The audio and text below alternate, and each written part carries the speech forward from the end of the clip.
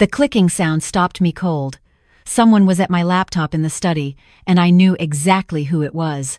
Through the crack in the door, I watched my son-in-law's fingers flying across my keyboard, his face lit by the screen's glow.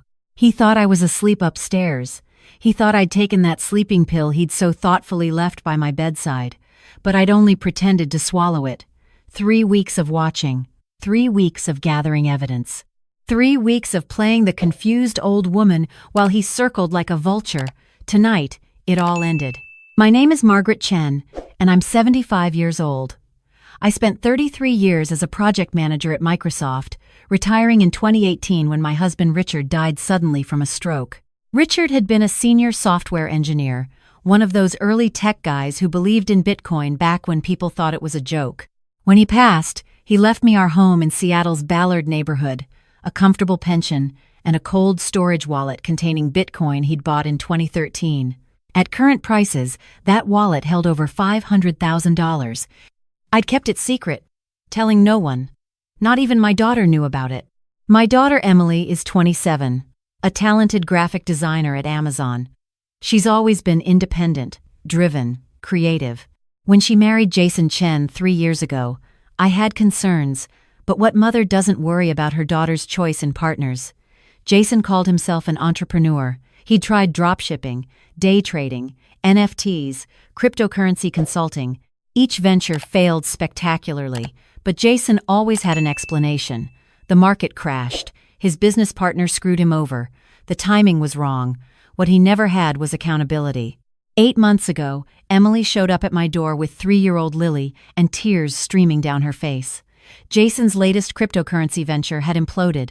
They were 4 months behind on rent. His car had been repossessed. Could they stay with me? Just temporarily? Just until Jason got back on his feet? I looked at my daughter's exhausted face, at my granddaughter clutching her favorite stuffed rabbit, and I said yes. Of course I said yes. I had a 4-bedroom house with plenty of space. They could have the guest suite, save some money, and rebuild. 2 months, I told myself. 3 at most. That was in April. Now it was December. The first week seemed fine. Emily continued her remote work for Amazon, while Jason supposedly networked and job hunted. He'd spend hours at my dining table with his laptop and phone, making calls, sending emails. He seemed motivated. He thanked me constantly for helping them out, promised they'd be out soon. But I noticed small things. Jason would walk through my house touching things, picking up objects, studying them. He asked detailed questions about Richard's career, about our investments, about my health. At the time, I thought he was just making conversation. By the second week, Jason had taken over my study, Richard's old office, full of his books and papers, and the desktop computer he'd built himself. "I need a dedicated workspace, Barbara," Jason explained, "just until I close this consulting deal." The consulting deal never materialized, but Jason's presence in Richard's office became permanent. He'd be in there for hours, door closed, voice low on phone calls I couldn't quite hear. Emily worked longer and longer hours, picking up extra projects, staying late in video calls. When she wasn't working, she was exhausted, taking care of Lily while Jason was busy networking. I watched my daughter transform from confident and vibrant to anxious and apologetic. She stopped calling her college friends. She stopped going to her pottery class on Sundays. She came home from work and cooked dinner while Jason played video games with Lily watching, learning that this was normal. One evening, I found Emily crying quietly in the kitchen while folding laundry.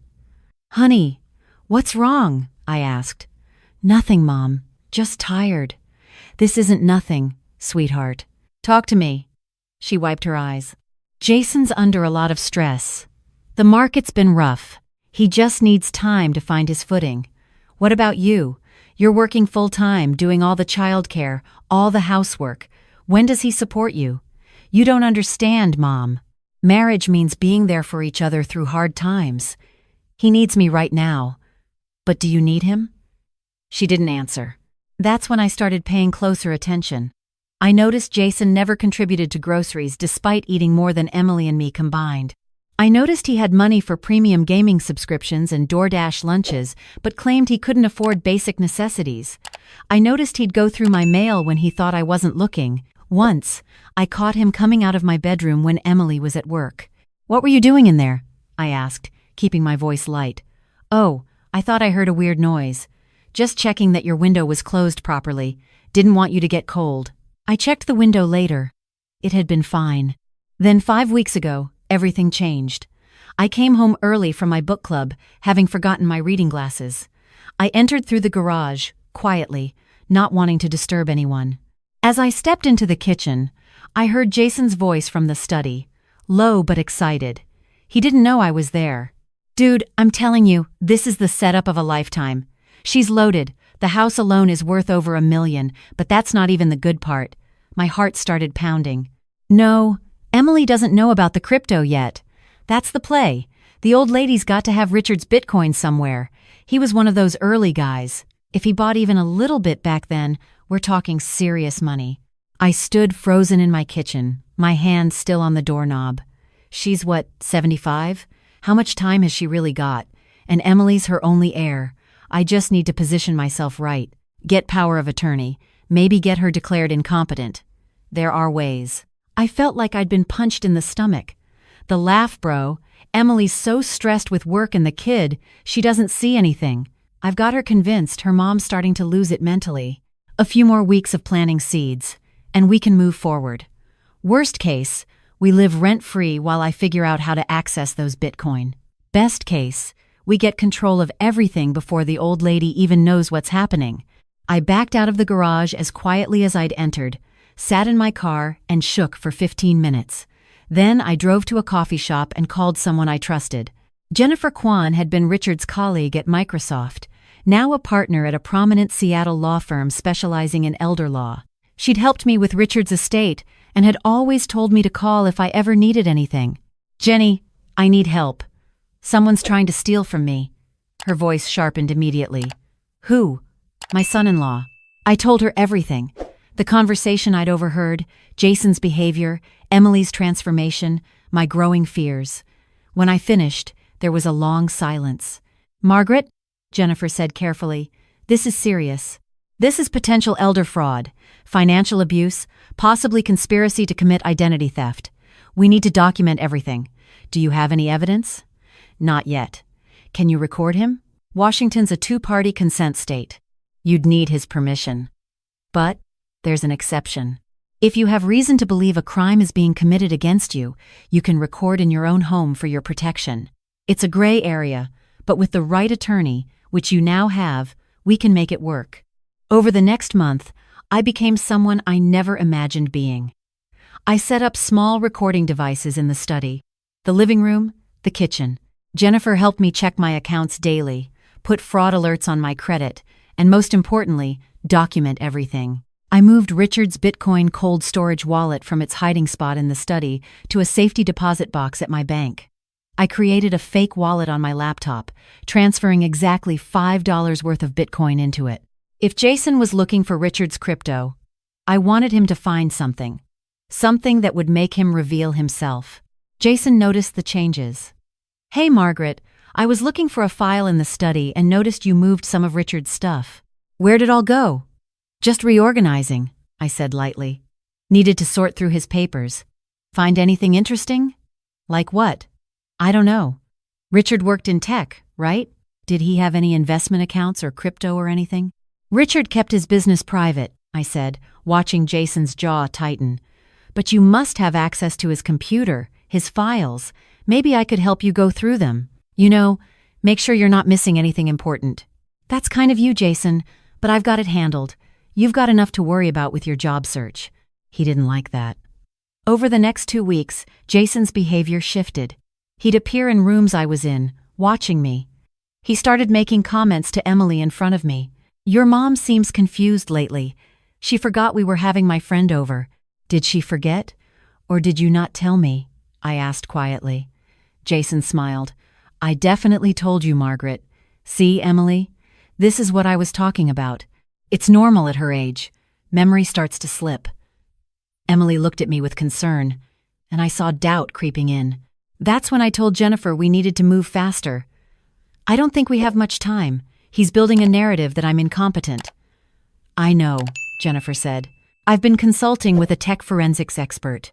We think Jason's going to try to access Richard's digital assets. Has he asked about Richard's computer? Not directly, but he's been spending a lot of time in the study. Margaret, I want you to do something that's going to feel wrong, but trust me. I want you to start acting confused. Play into his narrative. What? Act like you're having memory issues. Forget conversations. Misplace things. Ask repeated questions. If he thinks his plan is working, he'll get bold. And when people get bold, they make mistakes. It felt wrong, pretending to be someone I wasn't. But I trusted Jennifer. So I started playing the part. I'd ask Jason the same question twice in one day. I'd forget where I put my keys, then find them in obvious places. I'd trail off mid-sentence, looking confused, and I watched Jason's face light up each time. He'd exchange glances with Emily, full of false concern. See, honey? We need to start thinking about your mom's care. Emily's face would crumple with worry, and I hated myself for it. But I kept playing the role. 3 weeks into my performance, Jason made his move. Margaret, he said one evening while Emily was upstairs putting Lily to bed, I'm worried about you. These memory issues are getting worse. Have you thought about seeing a doctor? I've been reading about early-stage dementia, and the sooner you catch it, the better. I don't have dementia, Jason. I just forget things sometimes. But what if it's more than that? Look, I know this is hard to talk about, but Emily and I think you should consider setting up a power of attorney. Just in case something happens and you can't make decisions for yourself. I already have all that arranged. With who? Emily? Because she'd want me involved in any major decisions about your care or finances. I have an attorney, Jason. Everything's handled. His face flushed. That's great, but family should be involved too. I'm just trying to help. You've been so generous letting us stay here. I want to make sure you're protected. Protected from what? From, people who might take advantage, financial scammers, identity theft. At your age, with your assets, you're a target. The irony of him warning me about financial scammers while actively planning to scam me would have been funny if it weren't so terrifying. I see, I said. I'll think about it.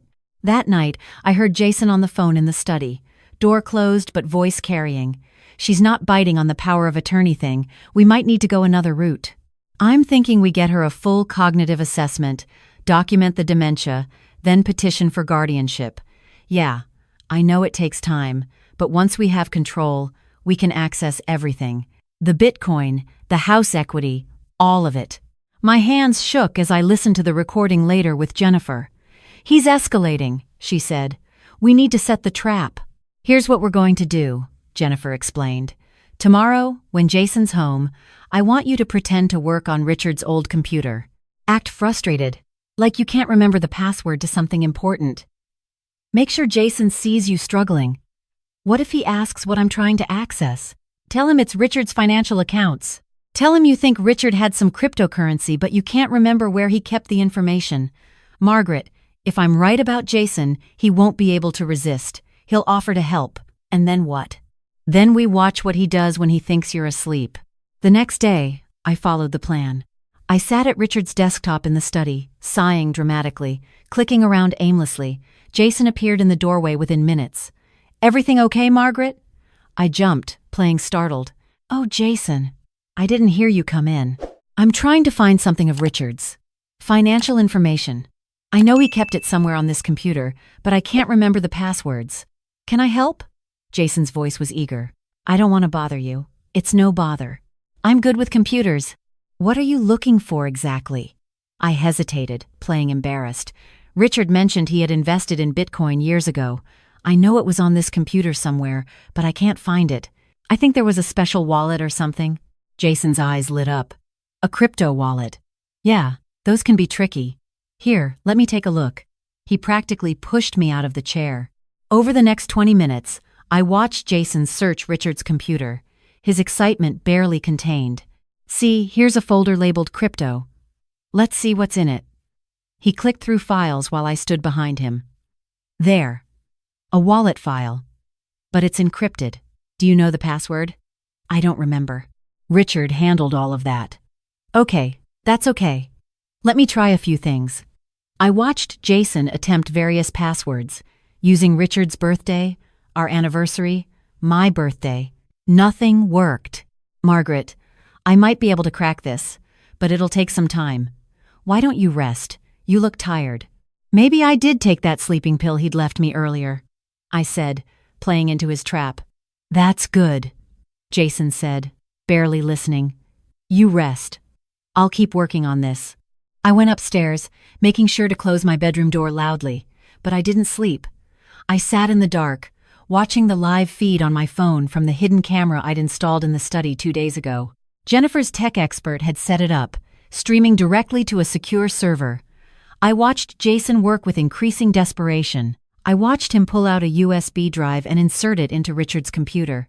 I watched him install what Jennifer later confirmed was key logging software, designed to record every password I typed. I watched him finally crack the wallet encryption around midnight, using some program he'd brought.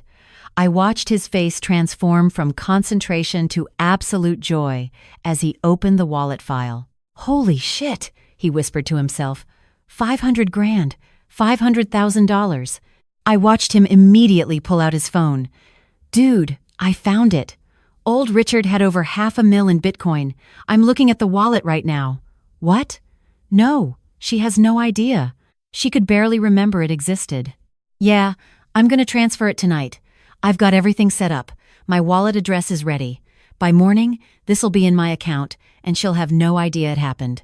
We're set, man. We're fucking set. I texted Jennifer. He's doing it. He's attempting to transfer the Bitcoin right now. Her response was immediate.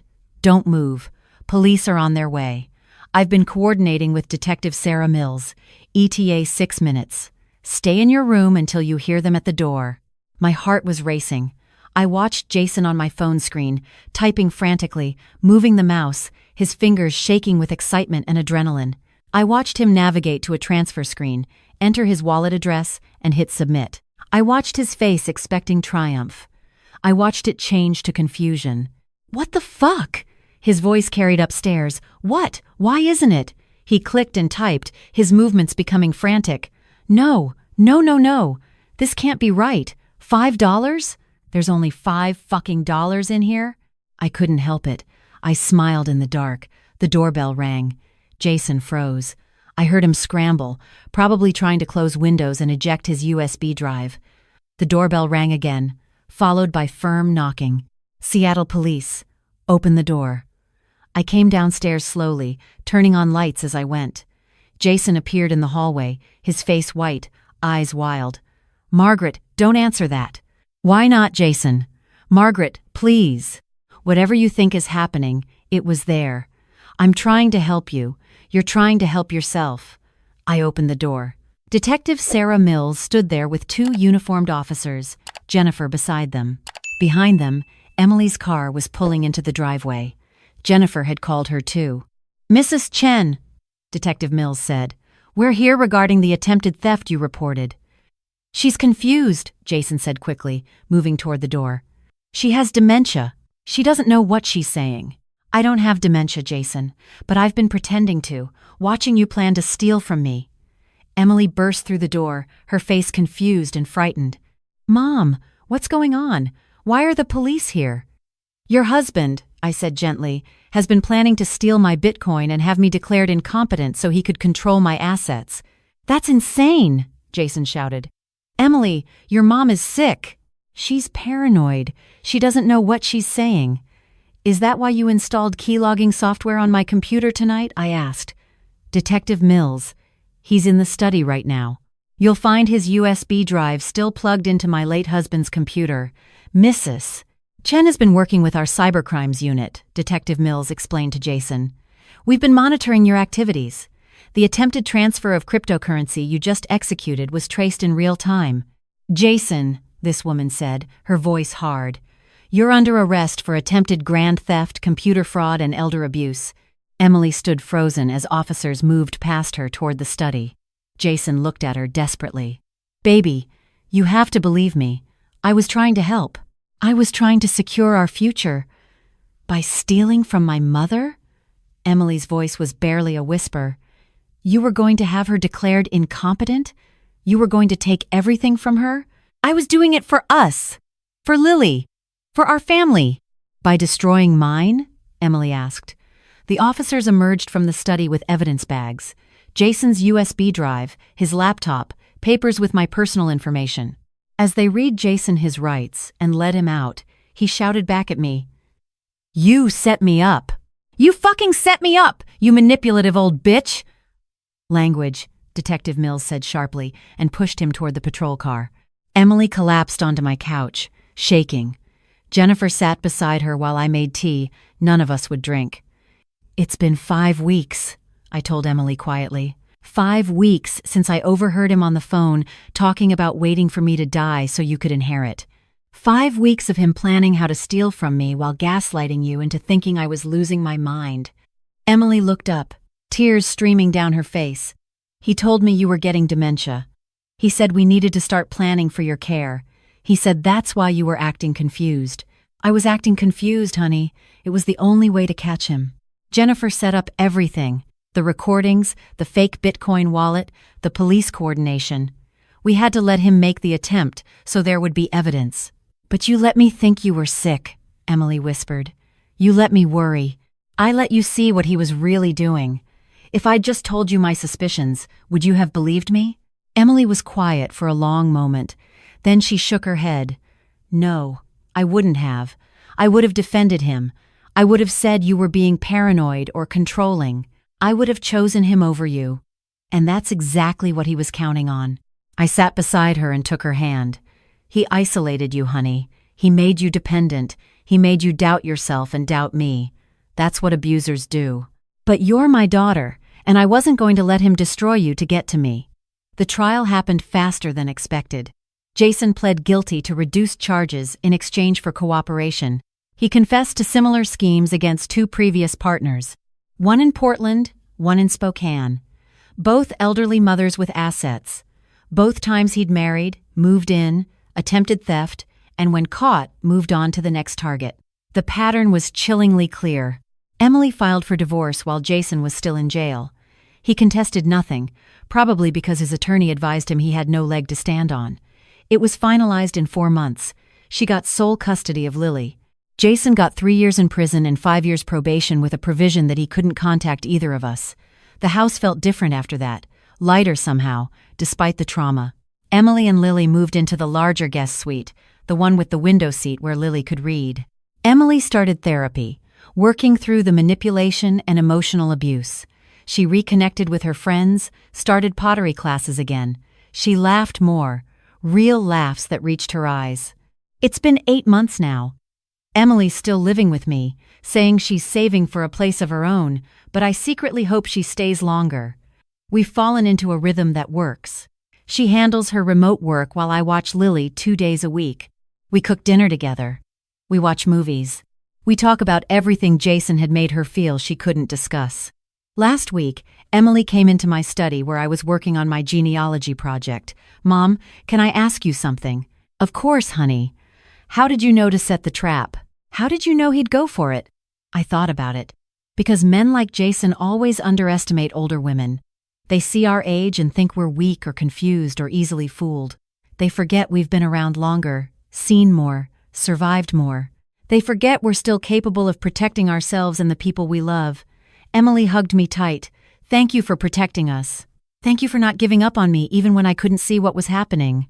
That Bitcoin, by the way, still sitting safely in its cold storage wallet. I haven't touched it. I'm keeping it for Lily's college fund. Richard would have liked that. His early investment in technology, saved and protected through all of this, going toward his granddaughter's education. There's poetry in that. Sometimes I think about Jason's next target, the woman in Spokane that Detective Mills mentioned. Should I warn her? Could I even reach her? Would she believe me? I asked Emily about it one night.